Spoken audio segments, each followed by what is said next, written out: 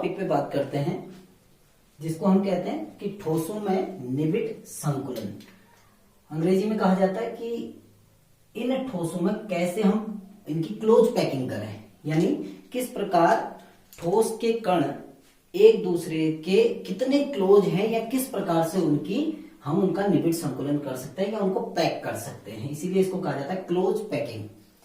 जैसा कि हमें पता है कि किसी क्रिस्टल के निर्माण की प्रक्रिया में जो घटक कण हैं वो एक दूसरे के बहुत निकट व्यवस्थित होते हैं। हम प्रीवियस जो वीडियोज हैं उनमें बात कर चुके हैं कि क्रिस्टल में जो अवयव हैं, जो घटक कण हैं, वो एक दूसरे के बहुत ही क्लोज होते हैं और उनकी व्यवस्थाएं अलग अलग होती हैं। तो किसी क्रिस्टल में अवयवों की किस प्रकार की व्यवस्था है, वो किस प्रकार से व्यवस्थित हैं, उसी को कहा जाता है कि ठोसों में निबिड संकुलन, यानी वो ठोस के कण किस प्रकार से एक दूसरे के नजदीक पैक हैं, क्लोज पैकिंग इन सॉलिड। तो हम बात करेंगे कि किस प्रकार से हम इन अवयवी कणों को व्यवस्थित कर सकते हैं। तो जब हम किसी क्रिस्टल में निबिड संकुलन की बात करते हैं या क्लोज पैकिंग की बात करते हैं तो इसमें 3 प्रकार की पैकिंग आती है। अब वो 3 प्रकार की कौन कौन सी पैकिंग होती है? पहला होता है 1D close packing. 1D close packing जिसको कहा जाता है एक विमीय या एक विमीय निबिड संकुलन। एक विमीय निबिड संकुलन। अब ये होता क्या है कि क्रिस्टल में जो अवयव हैं यदि वो केवल एक ही डायरेक्शन में व्यवस्थित होते हैं तो उसको कहा जाता है एक विमीय क्लोज पैकिंग या 1D close packing, 1 dimensional close packing. जैसे यदि एक ही दिशा में, यदि सपोज करो हम एक अवयवों को इस प्रकार व्यवस्थित कर रहे हैं कि प्रत्येक अवयव दूसरे अवयव से एक दूसरे के क्लोज है और केवल एक ही डायरेक्शन में ये व्यवस्था चल रही है। इसके पीछे भी यही व्यवस्था है, इसके आगे भी यही व्यवस्था है। हमने एक छोटा सा फ्रैक्शन दिखाया है, इस क्रिस्टल का एक छोटा सा भाग दिखा रखा है कि 1D क्लोज पैकिंग कैसे होती है या एक विमीय निबिड संकुलन कैसा होता है। तो एक विमीय निबिड संकुलन में क्या होता है कि एक गोला दूसरे गोले को स्पर्श करता है, दूसरा गोला तीसरे को, तीसरा चौथे को, और इस प्रकार ये व्यवस्था अनंत तक चलती रहती है, इन्फिनाइट तक चलते रहती है। अब ये आपका हो गया 1D क्लोज पैकिंग, केवल एक ही डायरेक्शन में चल रहा है। यदि इसको हम एक्स डायरेक्शन मान लें तो ये जो व्यवस्था बनी रहेगी ये केवल एक ही डायरेक्शन में रहेगी, एक्स डायरेक्शन में। तो ऐसी व्यवस्था को या ऐसे संकुलन को, ऐसी पैकिंग को हम कहते हैं 1D close packing, 1 dimensional close packing या एक विमीय निबिड संकुलन। अब जब हम एक विमीय निबिड संकुलन करते हैं तो इसमें एक टॉपिक आता है छोटा सा, समन्वय संख्या। अब ये आपको समझना पड़ेगा, समन्वय संख्या या इसका दूसरा नाम होता है उपसह संयोजन संख्या। उपसह संयोजन संख्या। अब ये उपसह संयोजन संख्या या समन्वय संख्या क्या होती है, इसको अंग्रेजी में कहा जाता है, ये समन्वय संख्या या उपसह संयोजन संख्या को अंग्रेजी में कहते हैं कोऑर्डिनेशन नंबर। इसका नाम होता है कोऑर्डिनेशन नंबर। कोऑर्डिनेशन नंबर यानी नियरेस्ट नेबर। अब नियरेस्ट नेबर क्या है?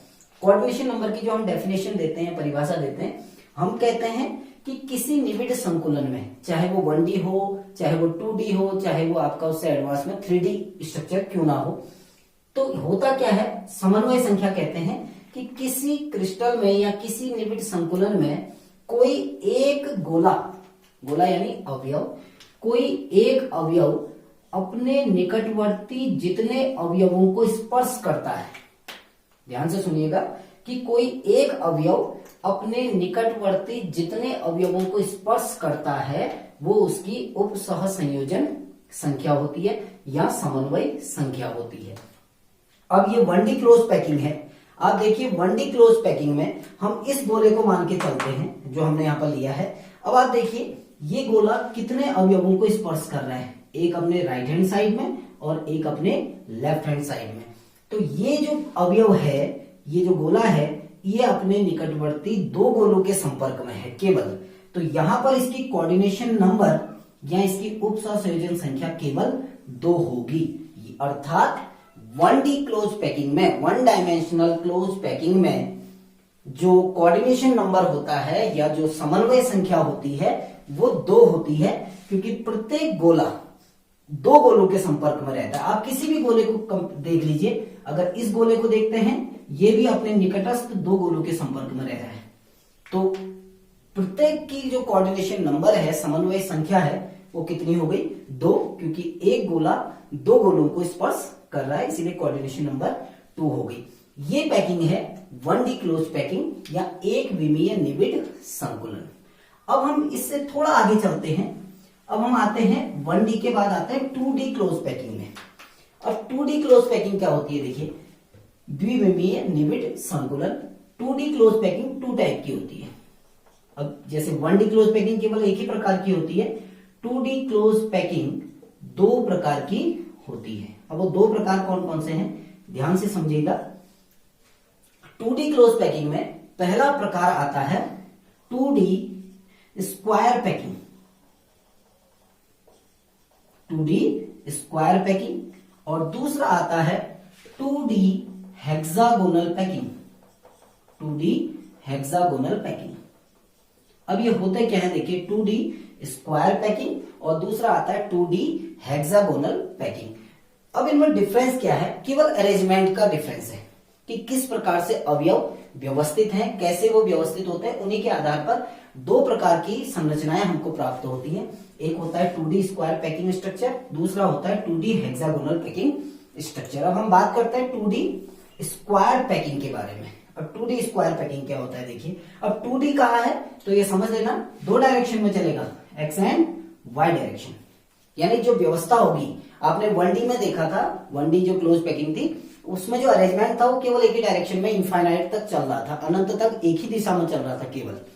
यहां पर 2 डायरेक्शन में चलेगा, एक्स और वाई 2 डायरेक्शन में, इसलिए इसको कहते हैं 2 डायमेंशनल क्लोज पैकिंग या 2D क्लोज पैकिंग। पहले बात करते हैं 2D स्क्वायर पैकिंग के बारे में। अब 2D स्क्वायर पैकिंग क्या है? देखिए, ये आपके अवयव व्यवस्थित हैं, एक दूसरे को स्पर्श कर रहे हैं। मैं एक छोटा सा क्रिस्टल का स्ट्रक्चर बना रहा हूं। क्रिस्टल आगे भी बहुत फैला होता है, पीछे भी, इसलिए जब हमने शुरू में बात की थी तो जो क्रिस्टलीय ठोस होते हैं वो दीर्घपरासी होते हैं। दीर्घपरासी यानी लॉन्ग रेंज ऑर्डर।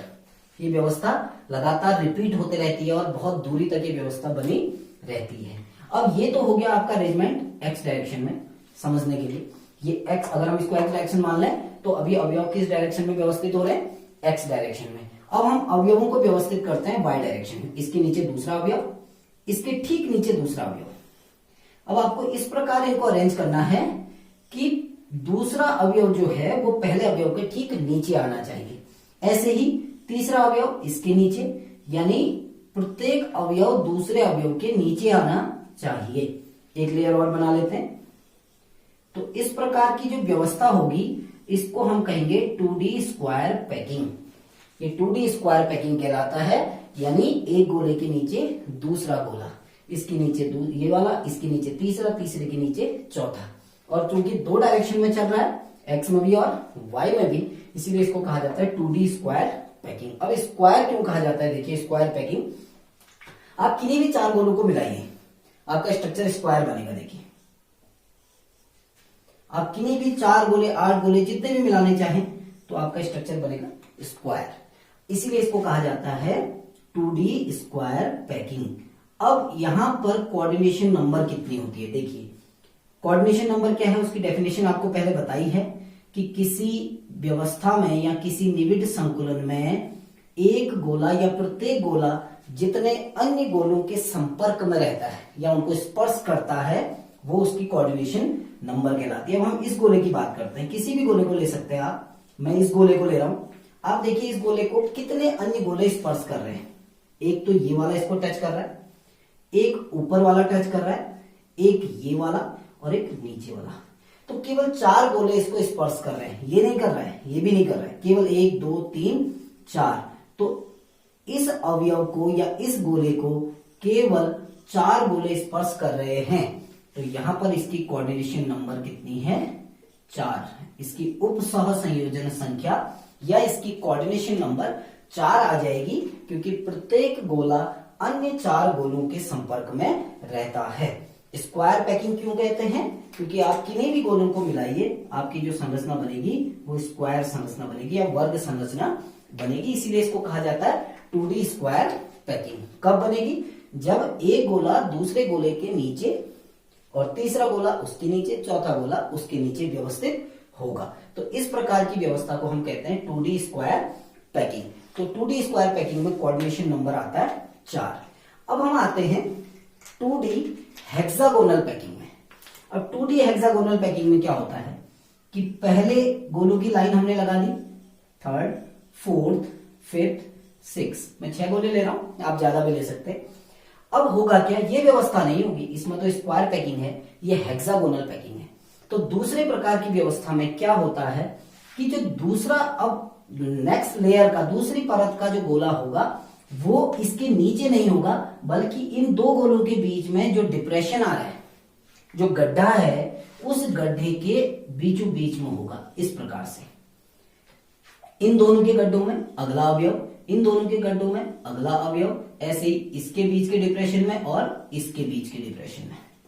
ठीक, अब क्या होगा, तीसरी जो लाइन होगी उसमें जो अवयव होगा वो इनके डिप्रेशन में, ऐसे ही इसके डिप्रेशन में अगला गोला, इसके डिप्रेशन में और इसके डिप्रेशन में। चौथी लाइन अगर आप बनाना चाहें तो जो चौथा जो ये गोला होगा वो इनके डिप्रेशन में, ऐसे ही इसके डिप्रेशन में और इसके डिप्रेशन में।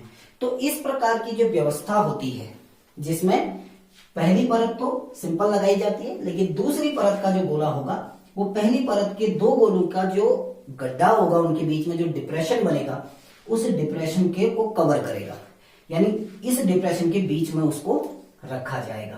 तो ये इस प्रकार की व्यवस्था को कहते हैं हम 2D हेक्सागोनल पैकिंग। क्यों कहते हैं, देखिए, अब हेक्सागोनल क्यों कहते हैं उससे पहले समझने के लिए आपको इसमें कोऑर्डिनेशन नंबर देखनी पड़ेगी कि इसकी कोऑर्डिनेशन नंबर कितनी है। अब आप किसी गोले को ले लीजिए, मैं इस गोले को ले रहा हूं, ये हमने एक गोला चुना।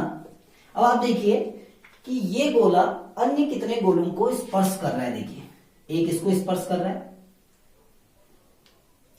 एक थोड़ा सा इसमें दिक्कत हो रही है, ये भी इसको स्पर्श कर रहा है, ये भी इसको स्पर्श कर रहा है, ये भी इसे स्पर्श करेगा, ये भी इसको स्पर्श कर रहा है, ये वाला भी इसको स्पर्श करेगा। आप बना के देखना, मेरे स्ट्रक्चर में उतना क्लियर नहीं बना है। आप जब इसको बनाओगे तो ये 6 गोलों के संपर्क में रहेगा, और जब इन 6 गोलों को मिलाएंगे तो आपका एक हेक्सागोनल स्ट्रक्चर बनेगा। आप ये स्ट्रक्चर को देखेंगे, ये आपका हेक्सागोनल स्ट्रक्चर होगा। थोड़ा सा ये स्ट्रक्चर टिपिकल बन गया, मैं इसको दोबारा से बना देता हूं, आप दोबारा से देखना इसको कि फर्स्ट लेयर 1 2 3 4 5 6 7, मैंने अभी 7 गोले ले लिए।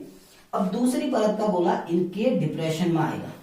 हो सकता है मेरा गोला एक दूसरे को स्पर्श ना भी करे, क्योंकि मैं हाथ से इन गोलों को बना रहा हूं, तो ये पॉसिबल है कि कोई गोला किसी को स्पर्श ना भी कर रहा हो, लेकिन इमेजिन करना। अब तीसरी परत का गोला इनके डिप्रेशन में, प्रत्येक जो गड्ढा होगा या जो डिप्रेशन होगा उसमें अगली परत का गोला फिट बैठेगा। अब ये गोला हमने यहां व्यवस्थित कर दिया। अब कोशिश करता हूं शायद कहीं पर ये व्यवस्था बनी हो। हम इस परमाणु को लेते हैं या इस अवयव को लेते हैं। जब आप इस अवयव को लेंगे, अब आप देखिए इस अवयव को कितने अवयव स्पर्श कर रहे हैं, पहला, दूसरा, तीसरा, चौथा, पांचवा और छठा, ये भी स्पर्श करेगा। अब इसको बना के देखना, तो 6 गोले स्पर्श करेंगे। जब 6 गोले एक दूसरे को, यानी एक गोला 6 गोलों के संपर्क में रहता है, तो यहां पर जो कोऑर्डिनेशन नंबर आएगी वो है 6, और कोऑर्डिनेशन नंबर 6 आ रही है। और इन गोलों को अगर हम मिला दें इनके केंद्रों को, तो जो स्ट्रक्चर बनेगा वो एक षटकोण का स्ट्रक्चर बनेगा। इसीलिए इसको कहता है हेक्सागोनल पैकिंग, क्योंकि एक हेक्सागोन बन रहा है, हेक्सागोनल स्ट्रक्चर आपको मिल रहा है सबके केंद्रों को मिलाने पर। तो ऐसी संरचना को हम कहते हैं हेक्सागोनल क्लोज पैकिंग, या इसको कहा जाता है 2D हेक्सागोनल क्लोज पैकिंग। तो हमने 1D क्लोज पैकिंग देखी, जिसमें गोलों को एक लाइन में अरेंज किया जाता है, एक गोला दूसरे को स्पर्श करे, वहां पर कोऑर्डिनेशन नंबर 2 आती है। दूसरी हमने बात की 2D क्लोज पैकिंग, जिसमें 2 प्रकार की पैकिंग होती है। एक होती है 2D स्क्वायर क्लोज पैकिंग और दूसरी होती है 2D हेक्सागोनल क्लोज पैकिंग। अब 2D स्क्वायर पैकिंग में क्या होता है कि गोलों को इस प्रकार व्यवस्थित किया जाता है। आप इमेजिन करो, आपके पास बॉल है बहुत सारी और आपने एक लाइन लगाई, उसी के ठीक नीचे दूसरी लाइन, फिर तीसरी लाइन, फिर चौथी लाइन, यानी एक पहला गोला, दूसरा, तीसरा, चौथा, पांचवा, छठा, सातवां, आठवां गोला इसके नीचे, फिर इसके नीचे, फिर इसके नीचे। इस प्रकार की जो व्यवस्था बनती है उसको कहते हैं स्क्वायर पैकिंग। क्यों कहते हैं बताया, क्योंकि आप किन्हीं भी 4 गोलों के केंद्रों को मिलाओगे तो आपका स्ट्रक्चर बनेगा स्क्वायर। 4 गोले, 8 गोले, जितने भी मिलाने चाहो। और यहाँ पर कोऑर्डिनेशन नंबर कितनी होती है? 4, क्योंकि प्रत्येक गोला कितने गोलों के संपर्क में रहता है? 4। दूसरी आती है 2D hexagonal packing. Hexagonal packing में क्या होता है, पहली लेयर लगाई जाती है और सेकेंड लेयर जो है वो पहली लेयर के बीच में जो डिप्रेशन आता है, यानी 2 गोलों के बीच में जो गड्ढा होता है, जो डिप्रेशन होता है, वहां पर अगला गोला व्यवस्थित होता है। पहली लेयर लगाई, सेकंड लेयर फर्स्ट लेयर के डिप्रेशन में, थर्ड लेयर सेकंड लेयर के डिप्रेशन में, फोर्थ लेयर थर्ड लेयर के डिप्रेशन में, और जो फिफ्थ लेयर होगी वो फोर्थ लेयर के डिप्रेशन में। जब इस प्रकार की व्यवस्था होती है तो उसको कहते हैं 2D hexagonal close packing. Coordination number 6 होती है। यहाँ पर मेरा एक गोला स्पर्श नहीं कर रहा है, लेकिन आप जब अगर सही गोले बनाओगे तो आप देखोगे कि 6 गोले एक गोले को स्पर्श करते हैं, यानी एक गोला 6 गोलों के संपर्क में रहता है, इसलिए कोऑर्डिनेशन नंबर कितनी होती है? 6। और ये जब 6 गोलों के केंद्रों को मिला दे तो एक हेक्सागोनल स्ट्रक्चर प्राप्त होता है, इसलिए इसको कहा जाता है हेक्सागोनल क्लोज पैकिंग। अब ये ध्यान देना कि 2D पैकिंग है, 2 डायरेक्शन में चलेगा, एक्स और वाई। अब हम नेक्स्ट वीडियो में बात करेंगे जहां पर 3 डायरेक्शन में चलेगा, जिसको हम कहेंगे 3D क्लोज पैकिंग। उसके बारे में नेक्स्ट वीडियो में बात करते हैं। Thank you.